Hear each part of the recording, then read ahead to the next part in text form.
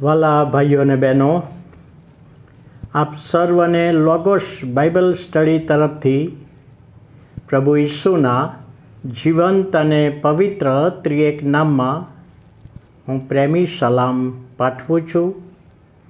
આજનો દિવસ 4 મે 2024 અને શનિવારનો આ નવો દિવસ આપણા જીવનોમાં પ્રભુએ બતાવ્યો માટે પ્રભુનો આપણે ખૂબ આભાર માનીએ છીએ. ગીતશાસ્ત્ર તેનો 34મો અધ્યાય અને 10મી કલમ બહુ જાણીતી કલમ છે. અવારનવાર આપણે વાંચતા હોઈએ છીએ, ઘણા બધાને મોઢે પણ આવડતી હોય. સિંહના બચ્ચાને તંગી પડે છે ને ભૂખ વેઠવી પડે છે, પણ જેઓ યહોવાને શોધે છે તેઓને કોઈ પણ સારા વાનાની અછત હોશે નહીં. દાઉદ અહીંયા ઈશ્વરનું જે પ્રોમિસ યાદ કરાવે છે.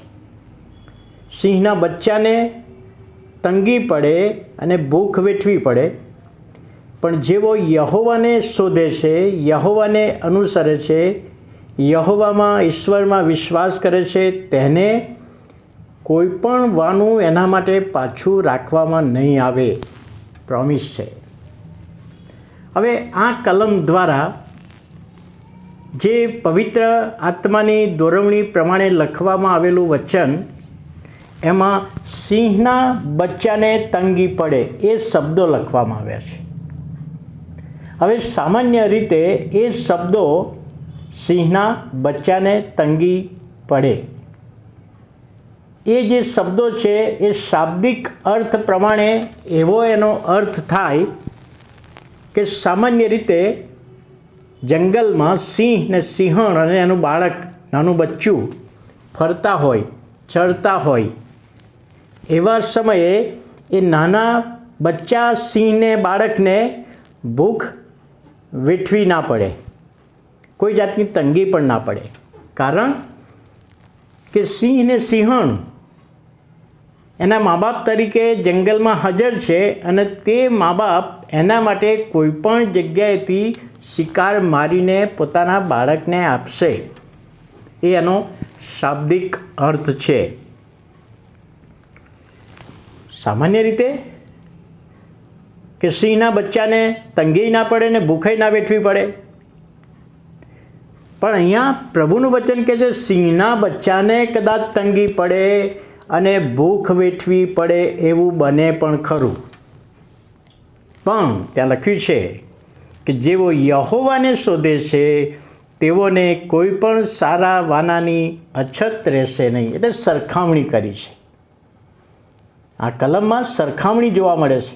સિંહના બચ્ચાને સામાન્ય અર્થમાં તંગી ના પડવી જોઈએ, પણ પ્રભુનું વચન કહે છે કદાચ એને તંગી પડે અને એને કોઈ શિકાર ના મળે અને ભૂખ્યું રહેવું પડે, પણ કહે છે જે યહોવાને શોધે છે, જે યહોવા પર વિશ્વાસ રાખે છે, ઈશ્વરની અધીનતામાં ચાલે છે, ઈશ્વર પર વિશ્વાસ રાખે છે, એને કોઈ પણ સારા વાનાની તંગી પડશે નહીં.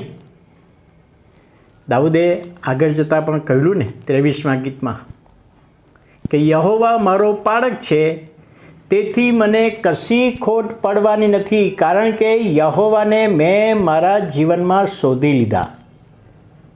બીજા અર્થમાં કે યહોવાને મેં મારા જીવનમાં સ્વીકારી લીધા. એટલે આપણે ઈશ્વરને, પ્રભુને આપણા જીવનમાં સ્વીકાર્યા છે, તો હવે કોઈ પણ સારા વાનાની ખોટ પડશે નહીં એવું અહીંયા પ્રભુનું વચન આપણે સરખામણી કરતાં પ્રભુનું વચન બતાવે છે. હવે કહે છે જેઓ યહોવાને શોધે છે. બીજો ભાગ, યહોવાને શોધવું એટલે યહોવાના મુખને શોધવું, તેના સામર્થ્યને શોધવું, તેની પવિત્રતાને શોધવું.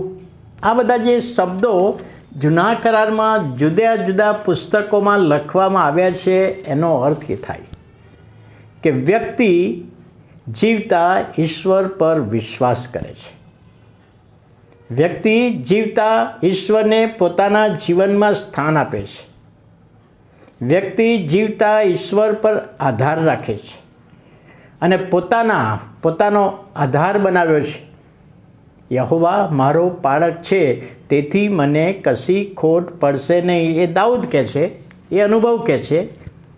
અહીંયા આગળ બીજી રીતે કહે છે કે સિંહના બચ્ચાને કદાચ તંગી પડે અને ભૂખ વેઠવી પડે, પણ મેં પ્રભુ ઈશ્વરને સ્વીકાર્યા છે, એના પર આધાર રાખ્યો છે, માટે મને કોઈ પણ સારા વાનાની ખોટ પડશે નહીં.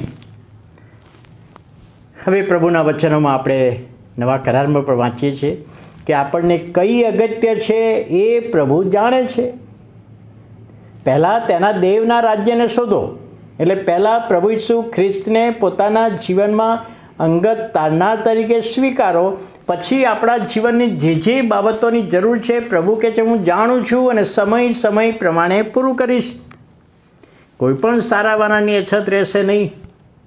એ જ બાબત અહીંયા બીજી રીતે પ્રભુ આપણને સમજાવે છે. ત્યારે જેઓ યહોવાને શોધે છે, પ્રભુને શોધે છે, પ્રભુના નામને શોધે છે, તેઓના હકમાં પ્રભુ કહે છે હું બધું જ તમારા હકમાં પરિપૂર્ણ કરીશ.